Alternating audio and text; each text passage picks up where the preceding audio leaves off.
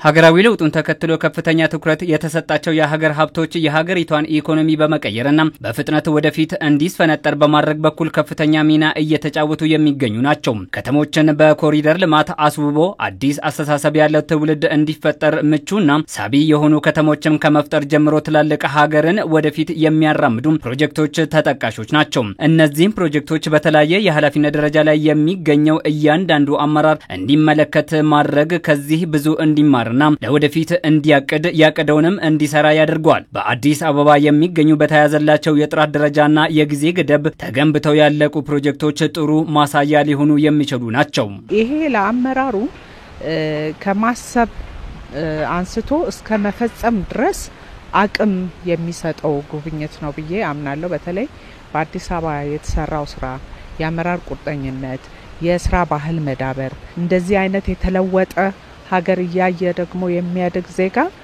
ልዩነቱ የታወቀ ነውና በአምሯቸው እድገት የሚያመጡበትን ሁኔታ ኢንቫይሮንመንቱ የፈጠረ ነው ብዬ አምናለሁ። ከፍተኛ የሆነ አቅም የሚፈጥርለት በመሆኑ ነው የሚረዳው። ትልቅ የሆነ አቅም ትልቅ የሆነ ማከናወን እንደሚቻል በፍጥነት በማሳካት ብቻ ሳይሆን በፈጠራ የታከለበት ነገር ተጀምሯል። ይሄ በከፍተኛ የሆነ የአመራር አቅም መሬት የሚደርስ ስራ ይሰራል ብዬ ነው የማስበው።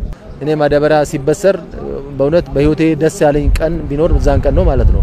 ሌሎችም ፕሮጀክቶች የኢትዮጵያ ብልጽግና ማሳያና ማስፈንጠሪያ ስለሆነ እነዚህም የሀገራችንን እድገት ወደፊት የሚወስዱና ለቀጣይ ተልኮ ለቀጣይ ኃላፊነት መንግስት ራሱን ለማዘጋጀት እየሰራ ያለ ፕሮጀክቶች ናቸው ማለት ነው። እንዲህ ያሉ የሀገርን ገጽታ የሚቀይሩ ፕሮጀክቶች ትውልድን በመፍጠር በኩል ሚናቸው ከፍተኛ መሆኑን ያነሳሉ። የተተገበሩ ፕሮጀክቶች በሐሳብ የተቀመጡ ወደ እቅድ የተቀየሩ ብሎም በተግባር የተገለጡ ናቸው። ፕሮጀክቶች ትውልድን በአዲስ እሳቤ ከመፍጠር ባሻገር የሚኖራቸው ኢኮኖሚያዊ ጠቀሜታም ትልቅ ነው። እዚህ ሙያ ላይ የተሰማሩ ዜጎቻችን ካሁን በፊትም የኛው ዜጎች ነበሩ።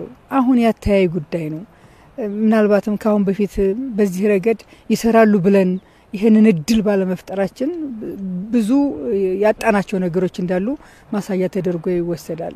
እኛ ከሰራን መለወጥ እንደምንችል ለኢትዮጵያ ብቻ ሳይሆን ለአፍሪካ ለዓለም መትረፍ የሚያስችል ዕውቀት ያለን ህዝቦች መሆናችንን ማሳያ ተደርጎ የሚወሰድ ነው። ኢትዮጵያውያን አንድ ላይ ተደምረን በመንሰራበት ወቅት በጣም ተአምረኛ የሆነ ስራ እንደምንሰራ የተባበረ ክንድ፣ የተባበረ እጅ፣ የተባበረ አእምሮ፣ የተባበረ ዕውቀት፣ የተባበረ ሀብት ተአምር ሊፈጥር እንደሚችል ያውም በአጭር ጊዜ ውስጥ ተአምር ሊፈጥር እንደሚችል የተመለከትኩበት ነው ብዬ መናገር እችላለሁ። በተለያዩ ጉዳዮች ላይ ላለፉት ቀናት ስልጣና ላይ የነበሩ የብልጽግና ፓርቲ ከፍተኛ የስራ ኃላፊዎች በአዲስ አበባ የተገነቡ የተለያዩ የልማት ስራዎችን ጎብኝተዋል።